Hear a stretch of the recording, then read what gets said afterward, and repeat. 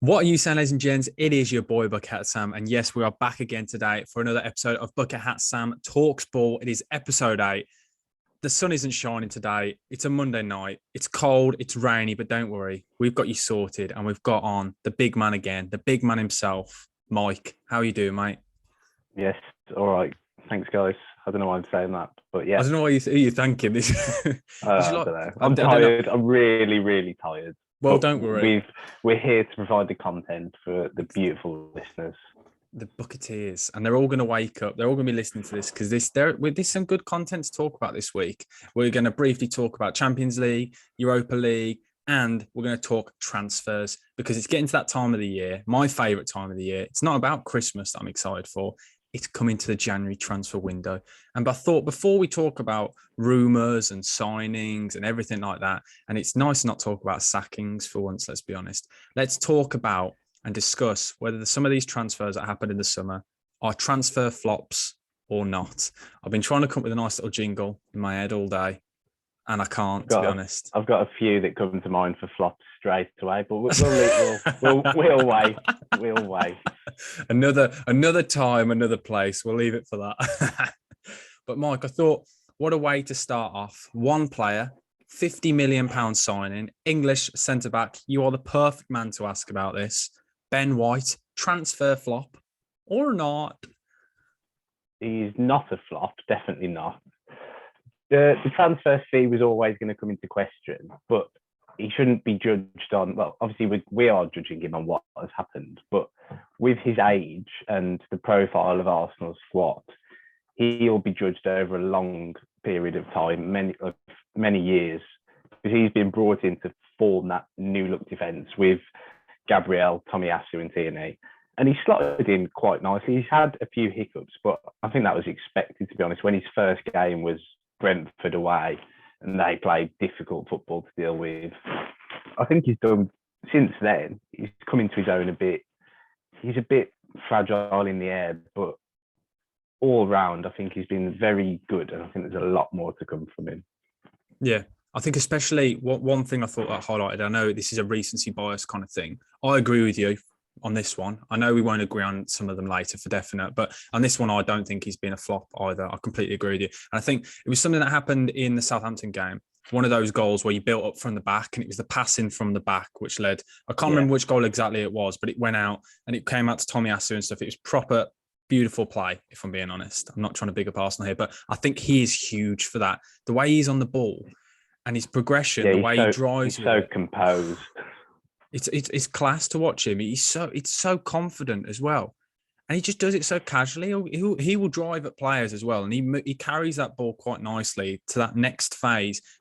Basically, drags out a player every time and creates space for other players. I think a lot of what he does goes unnoticed. And yes, I know we all see him with his basically on the floor with his face down because he does sometimes get barged about, but I think you'd expect that. He's not the biggest defender, and I think we're kidding ourselves if all of a sudden he's going to start being this huge defender. But that's not his game. He defends well. He's standing tackles and he reads the game. He intercepts a lot, and that's what I like about him. I think he's kind of a modern-day centre-back, this kind of change of game, because, yeah, it's more so what he does going forward, which is what I really like. But I'm not forgetting about how good he is defensively, because I think he has been one of the main reasons why Arsenal have picked up form. Yes, they've had a couple of hiccups, but I think he's been huge for this side, integral, I'd say. Yeah, you can see exactly why he was brought in. It's because when you look at the centre-halves who had previously in that right centre-back position, it was like David Luiz, Rob Holding, all of these players were not very comfortable on the ball. And now, because of the way Arteta wants to play, he will receive the ball anywhere on the pitch. It doesn't matter where he is, who's by him. He will receive the ball, and he's always got that option. Him and Ramsdale are always like square to each other. There's always that ball. And then his like weaknesses, the partnership with Gabriel is forming beautifully, really, because Gabriel he's probably not as well. He's not as composed on the ball as Ben White, but then he's the aggressive one. He's the one that throws the enforcer, about, wins big challenges like headers. So you've got a nice balance there between those two, which I like the partnership that's forming now. No, I agree with you on that sense. I think it's a really nice balance. Isn't Gabriel left-footed as well? which is Yeah, another thing. I'm a big fan of that. A left-footed and a right-footed centre-back partnership. But then Ben White can be both-footed. He's comfortable with his left foot. I just really like him. I think it's a really good transfer. And I actually said on one of my videos a while back, and it's even dated, and I can't wait to bring it back out, because I actually said Ben White, by the end of the season, will be discussing how he's a better centre-back than Harry Maguire. And I still stand by it, and I will say it until I'm blue in the face, and I'll take it to my grave, and I will keep saying it. And that video will be coming out soon, shortly, just to remind everyone, I know Ball. He's a good player. I really like him. I love him. I just hope people forget how young he is as well. Like, what, is he 23 or something? Like, yeah, 23, 24. As a centre half, there's so many years ahead of him. Like, you probably don't wise up until like the dark arts of defending, some would call it, until you get into like close to 30. So he's got a lot to learn still. But where he's at right now, like, I'm sure Arsenal are very happy with him, and he's doing pretty well. Yeah, another thing, sorry, I didn't mention earlier was, obviously being a West Brom fan, I saw him in the Championship that season where they went up, and he was playing as a holding midfielder quite often. For Leeds. And yeah, for Leeds at that time, for Leeds in the Championship. And you could see how composed he was back then. Now, I think that's really helped his game, because now when he was playing at Leeds, a lot of the time he was playing with the ball facing towards his own goal. And I think that's really helped him with positional sense, because he does sometimes drive and then kind of sit in that hole and stuff. He does move around. I just like him. Yeah, I could go on about him for ages. So I think we'll agree on that one then. Do you know what? It's quite a positive start, isn't it, really? Not a flop. Not a flop. It's a bit questionable what we're saying there. But we're going to move on then to the second one. Leon Bailey. Signed for, reportedly, there are many different amounts that's been suggested, but we're going to go for 30 million. Which is, all of these amounts are according to transfermarket.co.uk. And I always swear by that. So 30 million for Leon Bailey. And all I'm going to say is he's made 9 appearances in the Premier League, got 1 goal and 2 assists. Mike, transfer flop or not? You could take the floor, because I'm going to sit back and I'll come in a bit and I'll get quite passionate. He's obviously a flop, isn't he? Like, you buy someone for that amount of money, comes with a decent reputation. If you can't stay on the pitch, then you've got no hope, really. And when he first made his first few appearances, a lot of Villa fans were saying, "Oh, he looks good, like he's come on." I think he came off the bench and he had some goal involvement, whether it was a goal or an assist in one of his first games. And everyone's like, "Yeah, he looks great. He's lively. Wait till he gets to start." And then since then, nothing's happened. Like, he's had starts and he's come off straight away. Like, I don't know if there's an ongoing injury issue or whether there's something else behind the scenes, but if you can't stay on the pitch, and it's not like Villa are blessed in those positions. Like, if he was fit, you'd expect him to be starting. Well, for that price tag as well, he has to start. So yeah, it just hasn't gone to plan, and probably questions should have been asked when Grealish was sold. I've mentioned before, I think it was on this podcast, about trying to replace him with multiple different positions and spending a lot of money over multiple players. It was never really going to work. We've seen it before, and it just hasn't worked out for him. I agree. I've said it, and I've said it. The talents there, that, like, you can see glimpses of a really good player. Well, this is the thing: that's the story of his career. When he first broke onto the scene at Bayer Leverkusen, Bayern Munich were interested. Amounts and Man United, Man City, clubs all around Europe were after him. And amounts like 70, 80 million were being mentioned at the time. I remember a few seasons back, he was considered one of the next best up-and-coming talents. And the thing is, he's had injury problems for the last few seasons. And the thing that's really been over his head for many years is his inconsistency. He has purple patches and then he will go out of games. You can see that with the way he plays. He plays with high intensity and always likes to beat his man. And if he doesn't beat his man, I've seen it times before, his head goes down and he does struggle. And I don't get the signing. When you're investing that amount of money, there are so many other players in other positions, in my opinion. They've got players like Bertrand Traore, El Ghazi. I know Trezeguet's injured, and they've got a lot of wingers at the club. And they've signed Buendia, who also plays on the wing. There's a lot of players they could have gone for, and I just don't think it's the right fit. It was a risk, and for 30 million, you'd expect a player to play more than 9 times. But then again, they would have known this risk with his injury problems throughout his career before they signed him. Yeah. I never got the signing. And obviously, I'm going to sound like I'm biased anyway, being a West Brom fan. I'm trying to be looking at this from an outsider's point of view, not as a West Brom fan. But for that price tag, you should be bagging in goals. As a winger, 30 million is a lot of money. It's not just the goals. If 9 appearances, that's just unacceptable. I agree. Regardless of who you are, what reputation you come with, if you can't stay on the pitch, then you've got no chance. Like flop. Yeah, because a lot of his appearances, he would come on, as you said, and play like 10 minutes. And I remember he scored, I can't remember who it was against now. Was it Everton or somebody when he scored and he actually injured himself by scoring when he took that one shot when he absolutely blasted it. He's got weaker hamstrings than me. It's pathetic. Honestly, it's but no, you can see he has got potential, but for that price tag, you'd want the potential. Villa can't go with players that have potential. The position they're in right now, they're trying to build something. You want results faster than this. And that's all I'd be questioning. Yeah. But let's move on then to our next player. We're going to go for a big gun, go straight in. Cristiano Ronaldo. So reportedly between 12 and 13 million. So has Ronaldo been a transfer flop or not? He's not a flop because he's kept United basically in every competition they're in, whether it be the Champions League, in the position they are in the league. Because without him, it would have been a lot worse. We spoke about this before, but he's not a flop because of the goals he's scoring. Yeah, so in the Premier League, we'll talk about the Premier League alone then. He's played 13 games, 7 goals and 2 assists. So 9 goal contributions in 13 games. Which is like Ronaldo-ish numbers. Yeah, it's pretty much Ronaldo-ish numbers, and especially for his age, it's very good numbers. Yeah. My thing is, and we've argued about this in the past. My only worry for me is just I get he gets the goals, and I try and put the numbers aside and look at performances. And I know recently under Ragnick, I always struggle with his name, so let's just pretend I just said it exactly right there. That he is starting to press, but I do find him he will go missing in games. Yes, he'll get a goal, but he doesn't provide anything other than a goal. Or do you get what I'm saying? I know that's something that you want, and I know it sounds ridiculous that I'm saying this, but it's just defensively offers nothing. He doesn't defend from the front. I'm pretty sure, I don't know if he's still there, but before Rangnick came in, I'm going to keep changing my pronunciation of him, by the way, throughout the podcast. But he'd got the fewest amount of presses for an attacker in the Premier League that had made over, I think it was 10 appearances.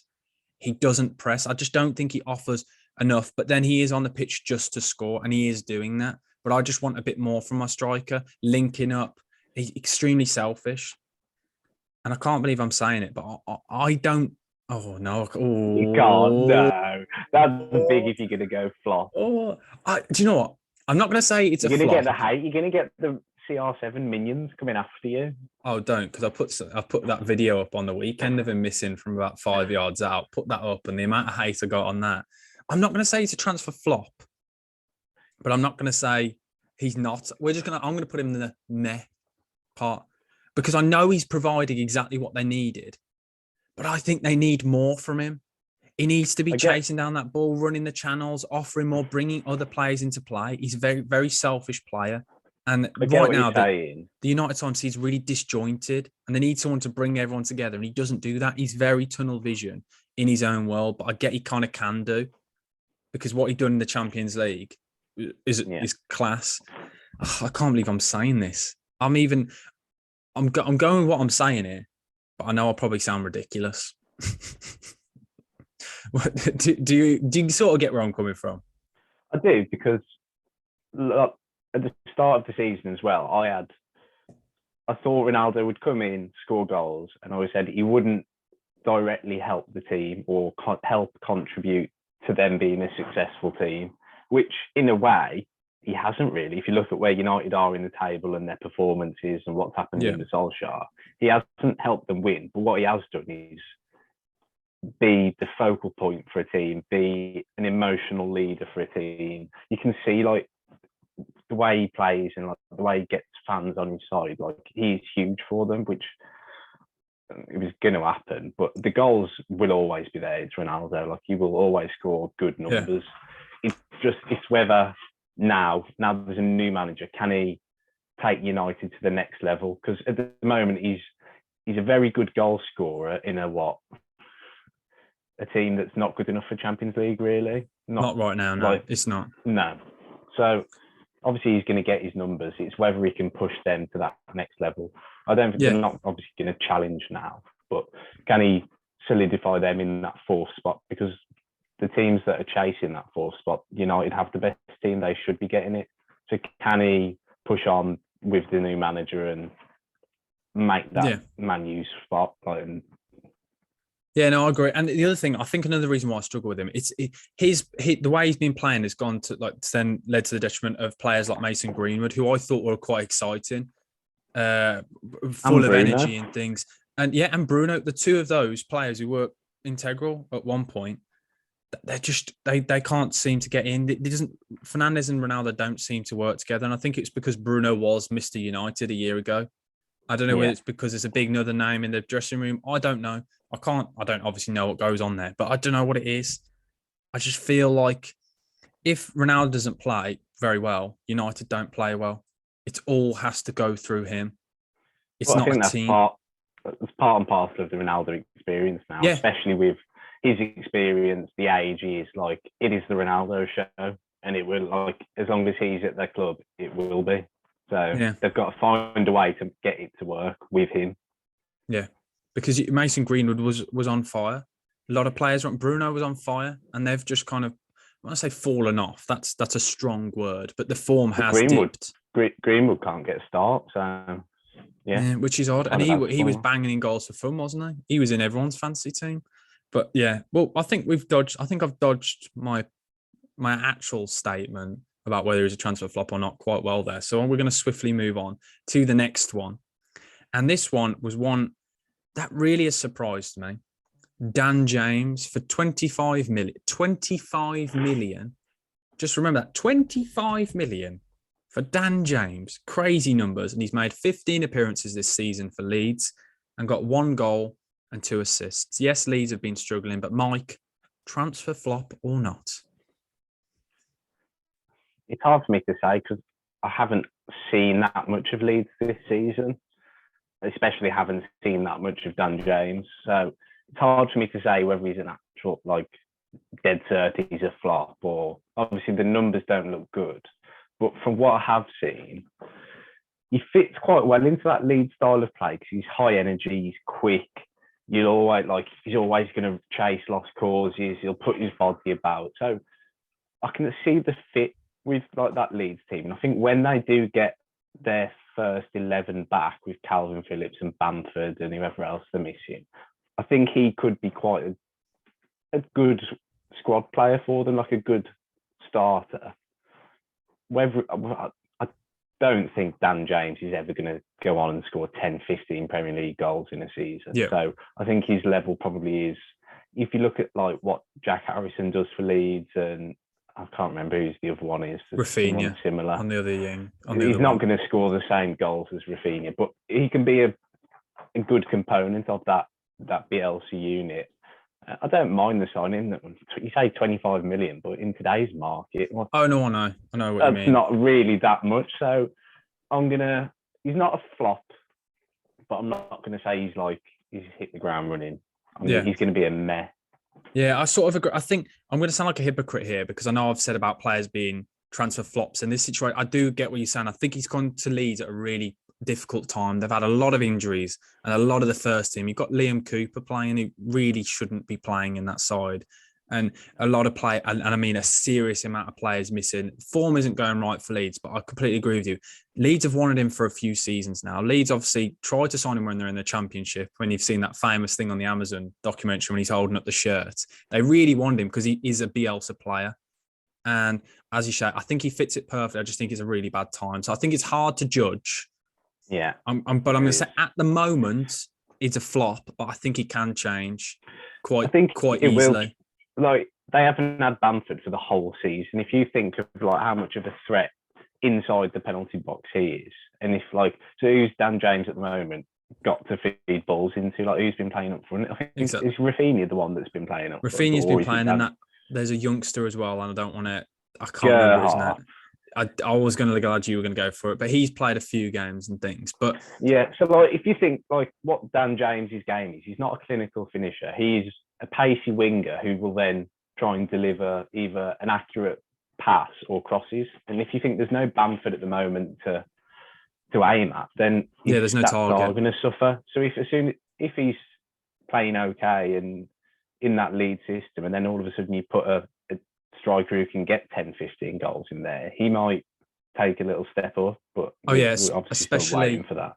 Especially if you've got Calvin Phillips spraying those balls over the top. You can imagine Dan James running those channels and then Raphinha on the other side. I think they could be quite a menace, the two of them cutting in from either side, but we'll just wait for that. But I'm gonna lock in then flop for the time being, and we'll give him time. We'll come back. He could be one we could revisit actually then. Well, Leeds need to sort the defence out as well, but they should have improved there in the summer. Leeds just need to sort the side out. There we go. They just need to. Yeah, we'll move on swiftly. The next one then is Raphael Varan. So around 41 million.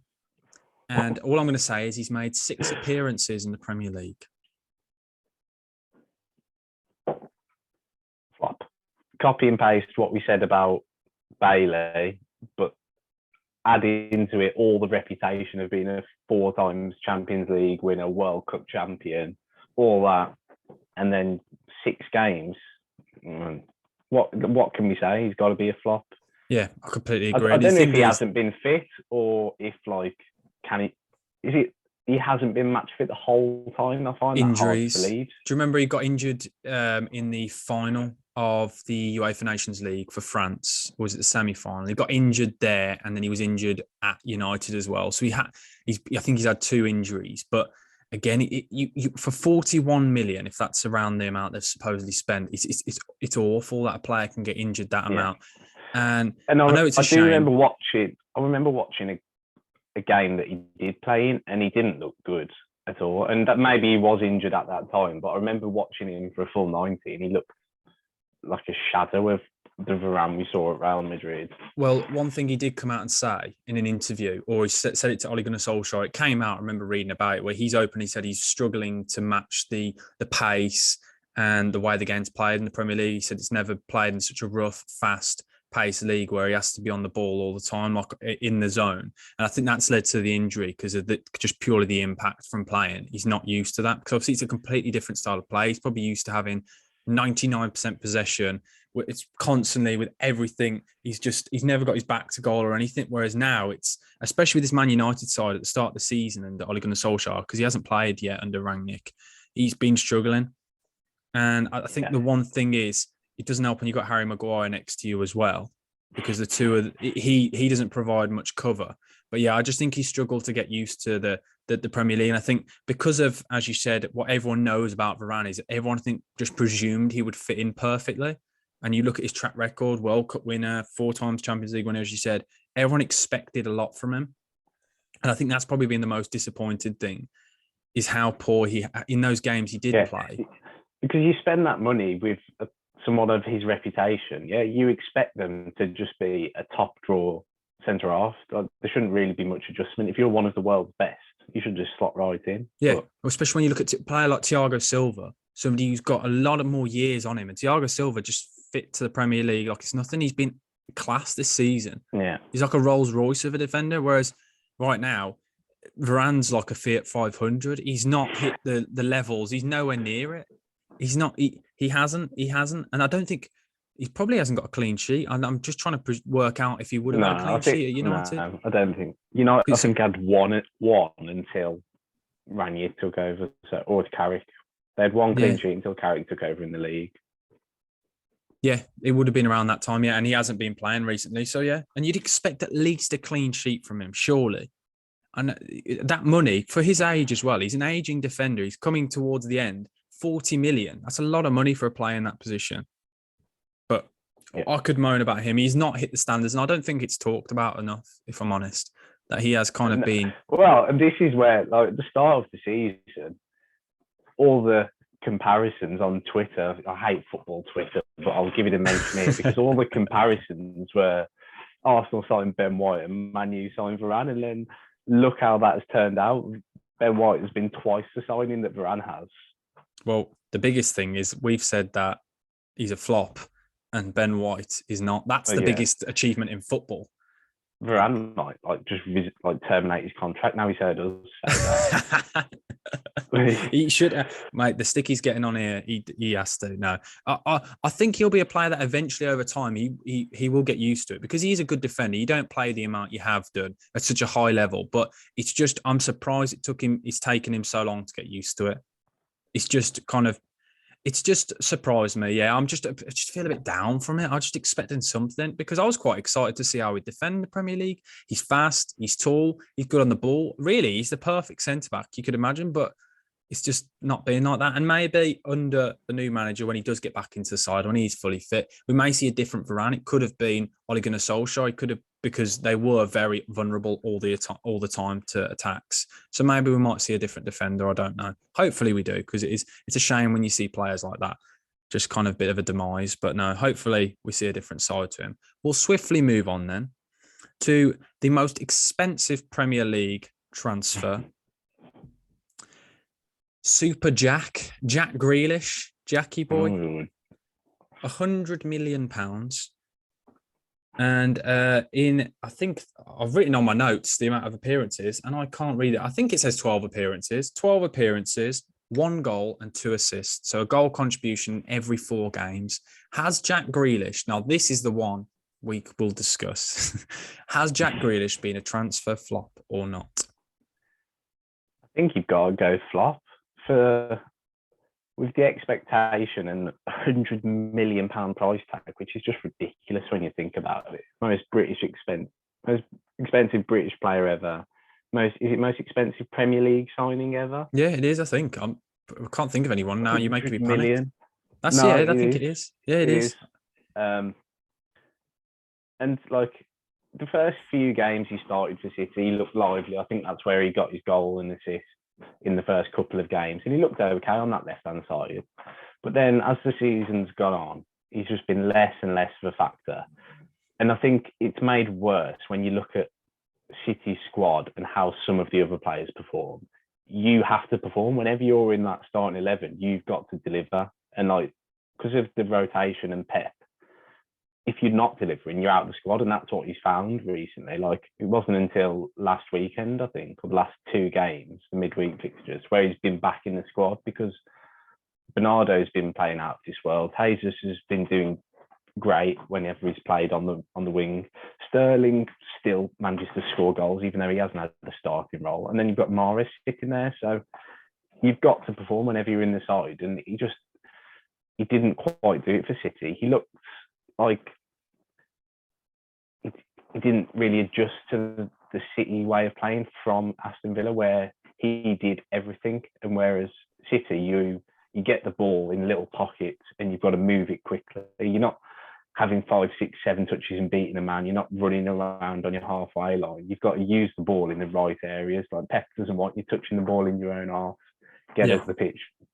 He wants you on the wing, finding your teammates, not holding on to the ball too long, which I think he does a bit for, obviously when he was at Villa, they needed that, but now you're at City, look at the players you've got around you, you've got to release the ball to get it back and movement. I think he's not quite up to that pace of City's way of playing, which can take some adjustment. Oh yeah, we've seen many players take a long time to adjust to that Pep style of play, and we saw him against Watford, I think it was the week before last. He played in the false 9, which is one position I thought he'd get more of a shot at. And you could just see, I think he's got to that stage now where he was really holding the ball a lot, but he was doing a lot of things, but he just looked like he needed that. He was desperate to get a goal. And he was just trying that little bit too hard. A couple of times when he could have just laid it off, he'd go for the shot, or he'd try and take on that third man. And you could just see, I think, there's a little bit of desperation in there because he is starting to get pressure off the media. People are starting to question that price tag because you give a player a little bit of time. But now the fact he's only got 3 goal contributions in that time with a 100 million price tag, you've got to provide. And especially in that City team, when you, as you've said, when you've seen the amount of assists, Gabriel Jesus got 6 assists this season. A lot of players who aren't supposedly wingers doing well. Bernardo Silva, goals galore. And I think that's his problem. I think he's getting the pressure on him. And you've seen him a lot of times. He's just a bit desperate. And I think he just needs to just slow it down a bit and just play football, because we know he's a good footballer and we know he can suit that style of play. He just needs to move it a bit faster. And actually, I think it's an adjustment period. So like, this is going to really surprise you. I don't think he's been a flop. I don't think it's a transfer flop yet. I think there's an adjustment period, which agree. I'm sounding like a hypocrite, because I'm saying for some players, you can, that's it, you're done, you're a transfer flop. Dan James is a flop. Yeah, Dan James is a transfer flop. And then now I'm like, oh, it's an adjustment period. But I don't know what it is. I think I've seen moments where I see what he's doing. I just think he's worried because, as you said, he's not used to playing in a system where he's got 5 players. What potentially, I use this word lightly. I don't question me on this word. World class, or up there with the world's best wingers and players in those same positions in terrific form. And he's not hitting their levels. And he can see them there behind. They're just knocking at the door, waiting to change. And if he knows if he doesn't perform well, he's out the door. He's on the bench, or he's not even in the matchday squad, as you said. And I think it's just going to take a bit of time. I like him as a player. I like him on the left, but I did really like him in that false 9 position. He did move the ball quite well, but in a couple of decisions, his decision making just wasn't there. But I think he's a fantastic player, but I'm yet to see him or his brain be up to that like speed of City's playing. Like you say about decision making, like a lot of times it's the wrong decision. Whereas you look at other players in that City squad and it's bang on every time. Like, No, I do get what you're saying. Things like releasing the ball and just trusting your team. Like at Villa, who's he passing to? Whereas now, you should give whatever teammates free the ball, because you're going to get it back, and the quality of that squad, he's just got to do everything a bit quicker. Decision making, passing, movement. I think he's just half a yard off it at the moment. But I do think we're yet to really see a game where he's like, oh yeah, that's Jack Grealish in a City shirt. Like, he stood out. That's his game. But we're still waiting. I agree, but I think in time, the more training and the more time he spends with his squad, he can only get better. So I hope for his sake as well, he does get to that level that we know he can do. Super Jack can do. I love calling him that. But anyway, let's go from one ex-Villa player and now to a new Villa player, Emmy Buendia. And I know you'll probably enjoy this one because it was memed a lot when Arsenal were beaten to this transfer. And around 38 million, he's made 14 Premier League appearances, 1 goal and 2 assists. Transfer flop or not? We're going flop again. So yeah, this is where it will look funny now, because I've just gone, we need to give players, we need to give them time just to adjust to the Premier League. And even though they played or just a new side, isn't there? But 38 million for a side, I'd say I agree. He has been a transfer flop, especially when you look at this, especially under Steven Gerrard and things, this new kind of revamped Villa. They've been playing really well recently. And he hasn't, throughout the season, I've not seen anything from him. Yes, he had that Cruyff turn, I think, against Brighton, where he scored that really good, nice goal. Other than that, we've not seen anything from him. And it's interesting to see where he fits into this squad, where he plays in the number 10 role or whether he's on the wing. And that's my problem. I don't look at him and think, I can't nail on a position, or he hasn't nailed on himself a position. And I don't know what to expect from him. He's too lightweight to play that number 10 position. Like, he's not strong enough to hold the ball up to play in that position. So then he's got to go wide.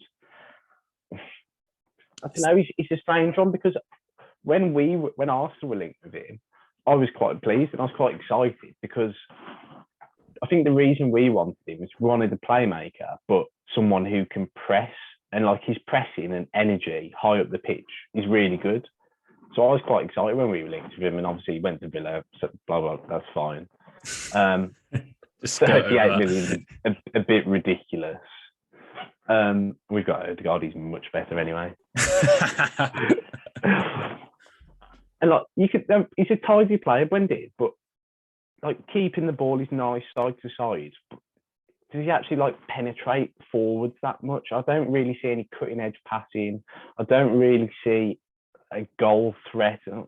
He's had a few shots, but like there's no cutting edge really. Like, he's a very tidy that final player. product, isn't it? It's that final product. Yeah, But that's It's what when he you gets into pay that fun. Yeah, 40 odd million pound for. Like, you want someone to come in and like wow you, especially when he's come in as the playmaker. Like Grealish created everything. He's come in to create. Like, obviously they've got Leon Bailey who's to score, Danny Ings was to score. He was the one who's supposed to be the creative force in the that direct new Villa replacement, side. really. And he just hasn't done it.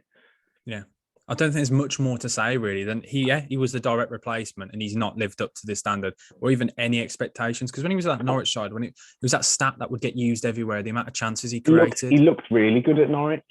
Yeah, but he was playing again he was operating majority of the time on that wing, wasn't he? And then he'd come inside a lot of the time. But we'll have to wait. We can get. I would say I'd give him time, but I think he has been a transfer flop, especially for that price tag. But then I know it sounds ridiculous because I've said Jack Grealish 100 million is not a transfer flop, and then the guy who's 40 million is a transfer flop. But in my opinion, we haven't really seen like a sign that Yeah. he's that next level. He looks like the same Buendia we saw in the Championship last season, like a very good, tidy player, but like for where Villa want to be, he's probably not what they want. If they're going to get into the Europa League or push for that top 8 finish that they're supposedly going for, he's not going to be the man to take them there. And I think we've seen that already this season. Okay, then. So we've discussed him. So let's move on to Patson Daka, £23 million to Leicester. 7 appearances, 2 goals and 3 assists. He's recently been in the side. He took time to kind of get into the side. You know that with a lot of players at Leicester, they do sign a lot of players from all around the world in different leagues, and they try and like filter them in slowly into the starting lineup. He came really kind of burst into that side when I think it was 4 goals, wasn't it, in the Europa League he scored in that one game? Yeah. Was it 4? Yeah. And what I've seen from him so far, again, I'd known a bit about him before he joined Leicester, but not enough to know what kind of player he was like. But I'm really excited when I watch him. I thought he looked really good, especially on the weekend. I really like him as a player. I think he offers a lot. And for 23 million, it's 7 appearances and 5 goal contributions. I think that's a pretty solid start, really. Yeah, very good for a young player. Yeah, especially for a young player. And he hasn't started every game either. No, he doesn't. He doesn't know. I think he's recently started a few games. Yeah, I think he's coming a bit now. But no, he might be my next fantasy football team player, because I think the that's a little insider there. Don't repeat it. Hopefully, no one in our league listens to this podcast, so we'll be fine. But he's young, yeah. As you said, I like him. There's not much really we can say other than we like him. He's fitting into the Premier League. He's fast. I have probably seen about 2 minutes of Patson Daka in the Premier League, so I'll just say not a flop. Good numbers. That's all I can say, really. We'll leave it at that then. We'll move on. Swiftly move on. We both say he's not a transfer flop. Now to one that I think I know your opinion. No, it's not that one. Romelu Lukaku. 97 million, reportedly. I was surprised at that fit. I didn't remember it being that much. But anyway, 11 appearances, 3 goals. It's not the most exciting. And obviously, I'm as being a West Brom fan, I have a soft spot for Lukaku. I know it's one season, but you know what the Baggies fans are like. We love him. He's kind of not done what I expected to see. And when he first joined, and he'd lost, obviously, he'd become this machine under Conte, really, really trimmed, and he looked like an animal. The way he was driving with the ball and the speed, he looked like that Lukaku that was at Everton and the one that was at West Brom. Not the Man United, but he seems to falling back to the Man United. Yeah. Lukaku that we saw where his touch is a bit off. He doesn't seem up to match speed. Struggling to hold up the ball. I don't know what it is. I don't know if it's these injuries he's had, because he has been. I've got a bit of a theory as what it might be. If you think back to Inter, Everton, West Brom, like you said, especially Inter, because he went with that prowess of a top striker. He was the main man. He was the leader of the team, like in an attacking sense. He was the one they relied on for goals, not just goals, but other stuff like hold up play, creating, bringing others into play. Like, he was the main man for all of those teams, and he thrived at it. He was like top player whenever he's done that role. All of a sudden, you throw him into a Chelsea team, just won the Champions League.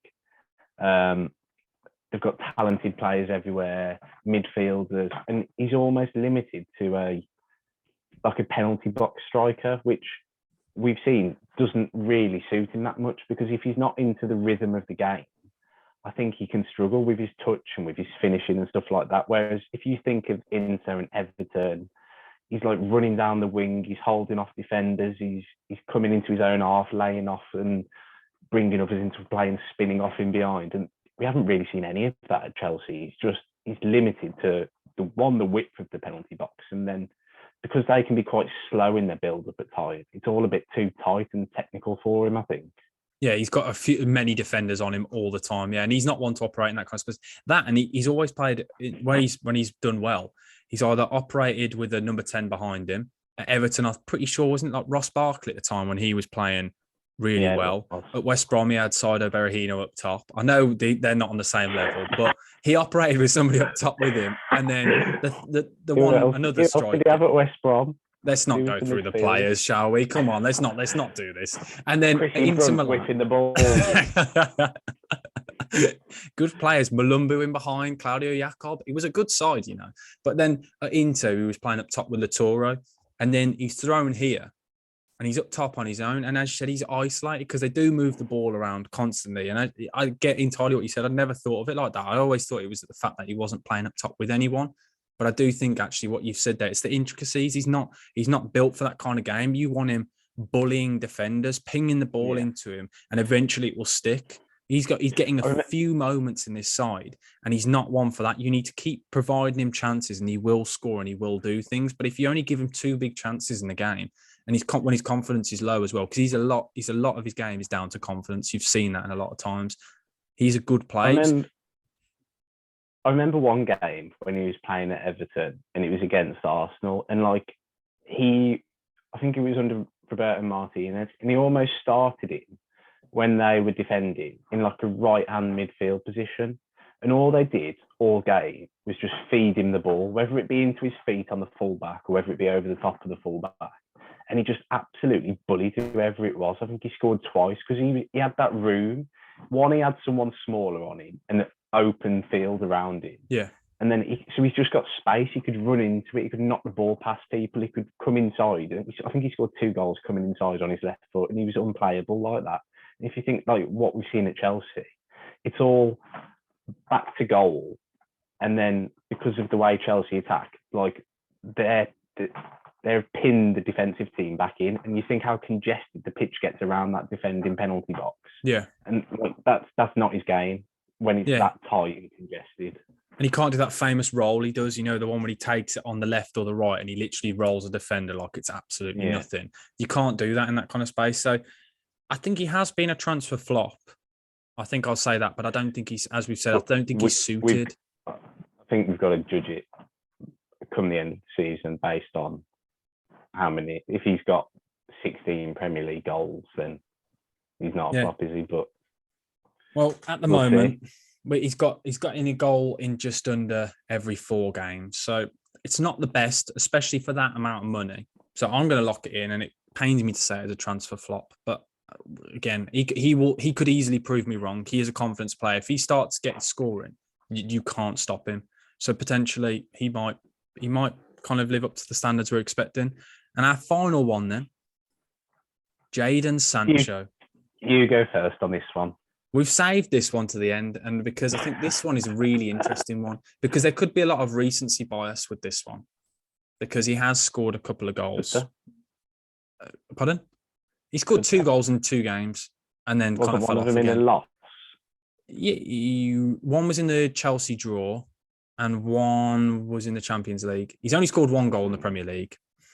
I'm trying to put up a fight for the other people, but I don't believe, I just say it straight away, I think he's been a transfer flop. 73 million, 13 appearances, 1 goal, no assist. He has not lived up to what we all thought Sancho would be. And I think one thing that's really not helped him is when he signed, he was supposedly the main man. He was the big transfer everyone was excited for. And then they signed Ronaldo. And then it was, let's all forget about Jaden Sancho. Before it even started, he's a young player going to a big side, and he just doesn't look like he's suited to the way they play. I don't know what it is. Obviously, at Dortmund last year, he was pressing. It was a lot of pace. It was him and Haaland, between the two of them. Jaden Sancho trickery, cutting in on that right foot, or he'd go down to the byline and whip that ball in. And he hasn't been given many chances. 11 games. Yeah, I know it's a lot, but 13 games. He's not started all of those. I don't know what it is. I can't put my finger on it. You might be able to tell me what you think it is, why he doesn't seem suited. I don't think he's good enough. And we've said it in chats before. I don't think it's a thing of suiting. I think, first of all, he's come with an overhyped reputation from Germany. I don't think he was actually as good as he was made out to be. When people are going on about he could be one of the best wingers in the world, I don't think so. If you look at like other products of Dortmund, but more widely the Bundesliga as well, look at Ousmane Dembele and how well he did at Dortmund. Look at how he transfers into a more competitive league. The signs were there. And it's like Leon Bailey, there's another one.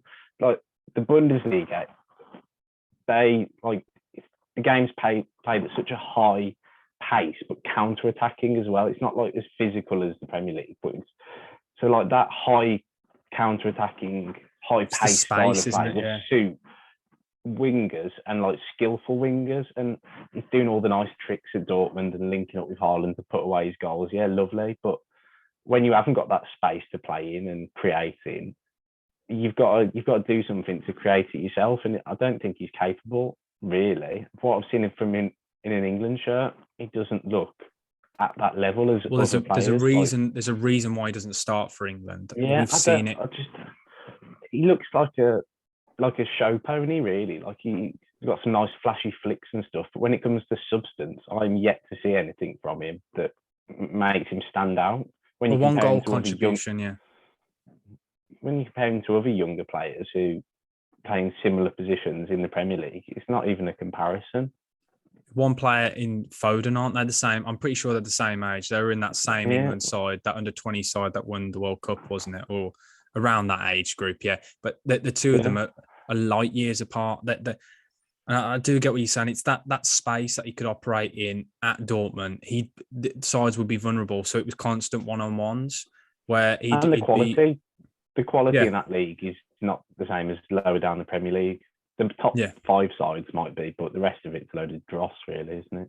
Yeah, you can't, like when you play it's different when you're playing against a player like Matt Lowton, who's never going to, like, that's just about an example at Burnley, a right back who's going to stick to his position, and you're not going to get that space. He gets man marked and things like that. I'm using him as an example. I don't know if they've two have faced each other yet, but I'm saying a player like Matt Lowton bringing in the clean sheets in the fantasy.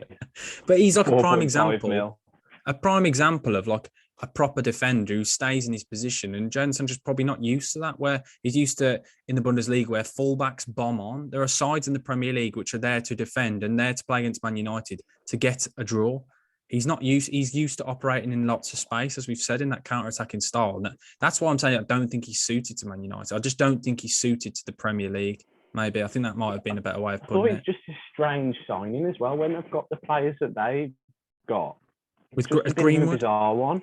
Keep going back to Greenwood. Rashford has been playing in the same position. So I don't want to get started on Rashford. I think he's terrible as well. But they've got Martial, Rashford, Sancho, Greenwood, and then obviously you've got people like Fernandes and Diallo. That Diallo they signed from Atalanta for like 35 there's no million. need for them to sign him, really. But each their own. Yeah, each their own. It's a transfer they've wanted for many years, wasn't it, really? And again, I don't think it's the expectations. I think that's another problem with the English media. Obviously, him being English, the English media are prone to bigging up players and overhyping players. And I don't know if we're being too harsh that he's only got one goal contribution in 13 games. We are. I don't think we are. For that price tag, you'd expect more. You would expect more. And he's had experience at a top European side. He's had European football experience. He's played in a different league. You'd expect him to come here a more rounded player. And he looks like he may as well have come straight from the City Academy, like rather than going to Dortmund. He looks like he's inexperienced. You'd expect him to be able to handle the pressure of like playing at a ground like Old Trafford with that Dortmund atmosphere. They can get onto players quite fast. But no, I do get what you mean. And I think one thing as well is he just doesn't look On highlights I'd seen, I think this is the problem as well with players when they're coming from abroad. We don't watch enough of the league, so we see highlights. No. Yeah. And one thing I struggle with him is I don't think he looks strong enough. He doesn't look like he's built for the Premier League. He does look. I thought that he'd have that grit and determination. I'd seen highlights and clips of him looking a bit nasty occasionally, flying into challenges or losing his head a bit. But we've not seen anything like that really in the Premier League. We haven't seen him kind of try and bully defenders, putting it about a bit. He just kind of looks a bit, as you said, a showboater. And I hope he does more because I like to see English talent doing well. But at the moment, he's not done anything that we thought he would. So I think we've got to agree there. Transfer flop. And I think that's all 10. That's the 10 we've picked. There are more we can pick from another week, depending on whether people enjoy it. But we may have just annoyed entire fan bases. So prepare yourself for the hate, Mike, because you may receive. Do you want to drop a Alex mention in there? Or I'd say that's probably the best transfer signing of all transfer signing history. He's been absolutely class. Everything you need from a player. He sprays the ball round. He scores goals from distance for fun. Like it's absolutely nothing. He's a great player. What a transfer. That Adam Reach, I was slagging him off earlier in the season. He played blooming centre-back this week. He played centre-back. I could go on. Some signings have been absolutely class. Because, actually, one thing I want to say, to all those people that laughed at me, the Nigel Farage. In fact, one sec. How have we got this far without mentioning the GOAT? Tommy. Oh, Tommy, yeah. Do you know what? I didn't put Tommy Asu in because I thought we could do that on another episode. Because I thought Tommy should have his own episode, I think. Tommy Asu should have his own episode. We just talk about him for an hour. Because what a boy. The most lovable guy in the Premier League. The only thing I'm disappointed with him was with that Damari Gray goal. He did show Damari Gray onto his right foot for that second goal, but we won't talk about that. Other than that, this season he has been very, very good. Because of his cute face. Yeah, he's just a great guy. But I want to can we just skirt back to West Brom a second? That Nigel Farage meme when he goes, do you remember you were all laughing at me, but you're not laughing now? I told you Bournemouth and Fulham would start tripping up. The Baggies are nipping at their heels. We are now 3 points off Bournemouth, 4 points off Fulham, and we're still to play both of those sides at home. 4 points off Fulham. 4 points off Fulham. I told you the comeback is happening. You all laughed at me. It's coming. Come on. And I got a lot of stick for it. I remember when I said about us beating Fulham and everyone just got on to me. I didn't realise I had such a big Fulham fan base. I don't think they were a fan base. I think they just saw a clip of it and just thought, let's put some stick on this guy. I'm just buzzing. We're coming back. Barnsley on Friday night. If we beat Barnsley, be on the same points as Bournemouth. Yeah. Going into the weekend. It's happening, Mike. Automatic promotion. It's happening. That's enough for now. Boing, boing. I had to get that in, sorry. I was trying not to. The fact that it's been probably 45 minutes and I've only just brought it up. No, it's been less than 45 minutes. 35 minutes and I've only just brought it up. That's a positive, surely. But going from a huge side like West Brom, let's go to the Champions League. I think that's a swift. You like that that was a little good segue, wasn't it? That was nice, yeah. I like that. But the Champions League, let's not discuss the absolute shambles that went on with the draw because I don't think it's really much to say. Their old tricks. It's what on earth was going on there? But we'll just go straight in.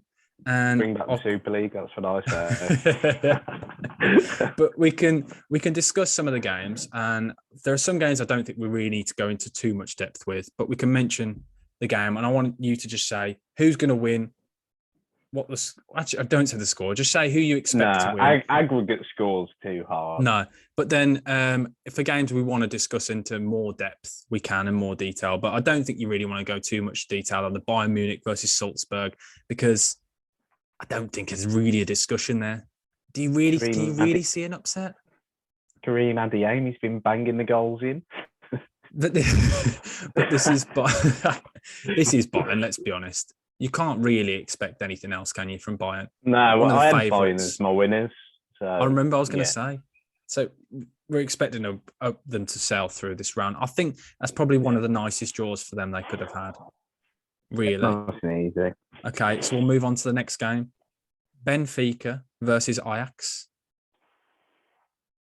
I'm going to go with Ajax. Ajax, class at the moment. They're flying, aren't they? Sebastian Haller, Ten Ballon d'Or next Hag. year.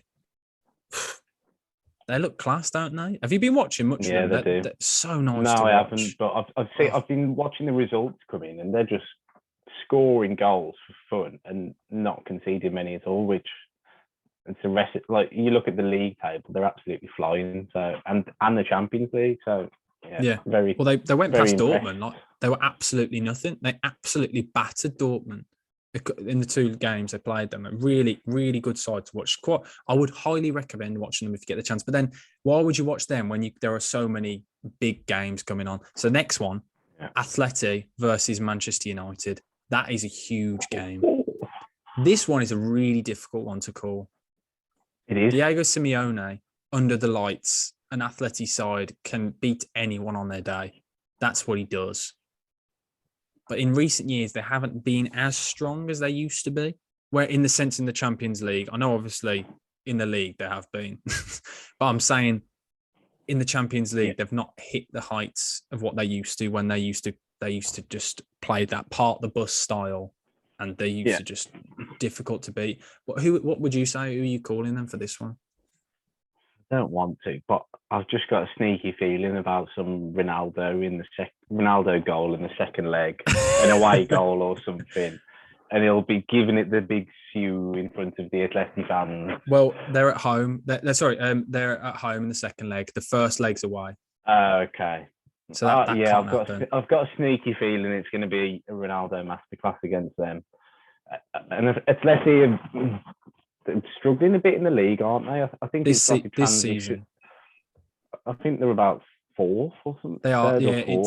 It's Real top, and then I think it's Sevilla, and then am I struggling? Betis or Sociedad?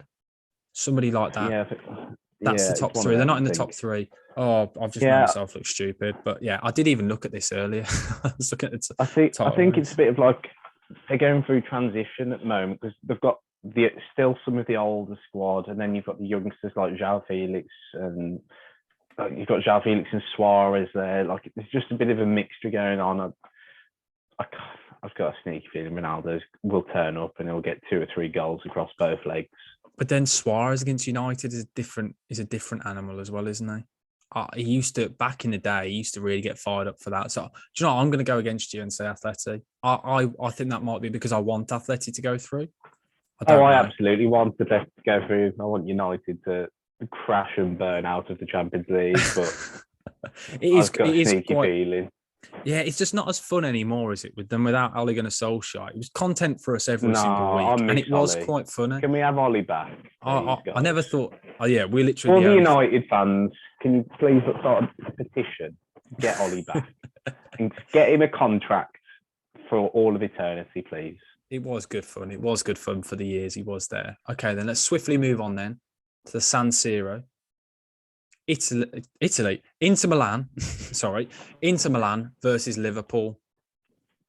Easy, Liverpool. I was going to say they are Liverpool are flying, and I think as long as they stay fit with their 11, and we don't know what's going on with that one, but yeah, I think Liverpool will steamroll through at least one round of the Champions League, probably 2 on their way to the semis. Yeah, they'll go far. They're, again, one of the favourites side we spoke about last week who could go far. Inter Milan, again, they're a good side, but they're just going to struggle with that pace attacking. That 3, because they play the 3 at the back style. Who is the manager now? Don't question me on this because I did know this. It's it'll come back. Do you know what? We'll come back to it. They're not the same side without Conte, are they? They're not. Yeah, that was his squad, and obviously they haven't really changed that much. And like that, it was made for them to play like Conte ball. And and now they've lost Lukaku and Ashley Young. What do you expect? 2 big guns. Youngie. But no, that 3 at the back system could really be dangerous. It'll be literally 3-on-3. Sadio Mane, Jota, and Salah on 3 centre backs, and that pace they will rip through the side. That's what I worry. If you go man for man against Liverpool, you will never beat them. You can't do it. No chance. Okay, then we'll move over to Sporting versus Man City. Oh, it's not. Yeah, there's not much really to say about that. I think simple as that. That could be Grealish's game. You never know. Okay, then and then Chelsea versus Lille. Got to get Chelsea, haven't we? Yeah, Lille. But we've got to support Lille because of our little trip and Burak Yilmaz. Yes. Oh, I can't wait for that. Actually, I think if we mentioned it on here before, we're off to Lille to watch Lille versus Paris Saint-Germain, hopefully. And yeah, we obviously we're going to be supporting Lille every time because we're big Lille ultras now. So yeah, I can't wait for it. Yeah, Yilmaz or maybe what's his name, David. Jonathan David. David, yeah. Is it David? I say it's David. Oh, it's probably David, isn't it? Let's we'll say David. Sounds sounds more exotic, doesn't it? It sounds better, doesn't it? Rather than David, like Jonathan David. But okay, the next game, Villarreal versus Juventus. Villarreal are really in the mud in the league this season. I'm pretty sure they're at the bottom half of the table, I think, or pushing on mid-table. They're really struggling. I'm going to go for an upset, a good evening to Mr. Unai Emery. Oh, I forgot. Yeah, your love for Unai Emery. No, it's not a love. He knows knockout football. And one of the criticisms at Arsenal was the style of play under Emery. But he knows knockout football and he knows how to set up a team that will play for him and defend for him. So, and with the way Juventus have been this season, the lack of cutting edge in their squad, I fancy a little bit of an upset. There's got to be some upsets along the way. So I'm going for the yellow submarine here. Okay, then I'll go Juve. We'll just. I know it's quite a boring answer, but I'll go Juve just to be different, just to be controversial. Okay, I haven't been impressed. Like what? No, I'm not impressed by Juve. Where's the goals coming from for Juve? I'm not impressed by them, but I just think quality. Yeah, it's quality at the end of the day across two legs. Really, I get what you're saying, but they shouldn't really struggle with this game. The biggest game, I think, of the draw. Wow, I love the sound of this game. Paris Saint-Germain versus Real Madrid. Real Madrid. What are you saying? Is that right? Is that the draw? Yeah, PSG Real. I thought PSG were playing someone else. I don't know what. Don't make me doubt. No, it's definitely. I've got the champion. Isn't it? Why did I struggle Real had some. Did they have Salzburg before? No, it was Benfica before, wasn't it? Yeah, that's somebody. I can't remember. I tried to blank out the first draw, but no, this game. So it's PSG Real. It's got to be PSG, hasn't it? Yeah. I know Real are doing well in the league, but I think PSG really they are built for this. The Champions League, aren't they? That's their purpose. Their sole purpose is to storm this league. Aren't they 11 points clear now in the league? So they can rest players for this game. Already 11 points clear. It's just ridiculous, isn't it? But that front three should really. Isn't his name injured actually? Sorry. I think he's at the moment. But don't know whether we're back. Di Maria, it doesn't really matter, does it? Yeah, it's mental actually. The fact you can just drop him in, isn't it? It's crazy. But they should. And then even then, there's more after that, isn't there? It's class, and that game should be class. I can't wait for that one. That's going to be class. I definitely will be watching that. Yeah, simple as that. Messi masterclass. That's what I'm waiting for. Messi. Yes, please. I think we're both going Paris Saint-Germain then. And I think really, I thought we were going to discuss Europa League, but I think we'll leave it actually for this. Actually, we'll just mention the one game. Rangers Dortmund. Who are you saying in that one? It's got to be Dortmund, hasn't it? I do want Rangers to go through. Yeah, I get it, but I think when you get to knockout football, I think quality shows really, and the gap in squads is enormous, isn't it? Yeah. Maybe a Ryan Kent masterclass or something like that. That's what we hope for. But yeah, I think that's everything we need to discuss really for this week. I think it's gone quite fast actually. We're done. I think so. Is there anything you want to talk about? I think that's pretty much it. It's over an hour long, mate. I think we've discussed everything. You can put anything in if you want. I'm a bit. I didn't expect it to be done that quick, but there we go. Wipe your eyes. It's fine. We've got next week. Do you want a playoff race? I don't know. Anything? There's not really much. I think we've. Are Burnley going to go down? No chance. Burnley will never go down. I've said it and I've said it again. They got a draw, didn't they, against West Ham? Clean sheet and a draw against West Ham. That's a huge result. They're have a going to little stay up. fantasy football segment? Any little tips? Any? If you've got any, mate, you go for it. You'll just plug in now. You're just No. literally plugging that stuff. I think we've I done it. don't I know. think it's been a pretty solid episode. We've discussed transfer flops and we've done Champions League. It's a big episode this week. And hopefully, if everyone's enjoyed it and you're listening on audio, please follow on Spotify, Amazon, Apple Podcasts, whatever you're listening on. And if you haven't already, I always say it, go check out Mike's football shirt shop, box to box shirts. The link to that will be in the oh my word, why do I always struggle with it? Will be in the description below. Go follow it, go drop him a message and tell him that I just know more about football than him, just to give him a little bit of abuse. No one will, Don't because do that. no Don't one do will. that. Do it, guys, do it. But no, next week, Mike will be wearing a bucket hat, hopefully. And yeah, hopefully everyone has a good week and the Baggies go second in the league. That's what I'm hoping for. It's going to be a positive week all around then. Who have you guys got, actually, just before we go? We've got West Ham on Wednesday. And then is there a weekend game as well before? Yes. Oh, who is it? West Ham, that's a big one. Okay, then actually, prediction for that. I might give you my score prediction whilst we're here. Just so if I get it right, I'll put it out. We've got West Ham and then Leeds away. Ooh. I'm going to say we're going to beat West Ham. I'm going to go 2-1. 2-1, okay. 2-1 Arsenal. And then Leeds? And then we're going to beat Leeds. You're huge, aren't you? Just 6 points. 6 points. Well, potentially next week, I'll remind you of that. I'm going to write that down now. 6 points. Yeah, it could look very silly, couldn't it? 6 points, Michael. I've written that so I can look at that next week and we can either laugh at you or we can laugh at me.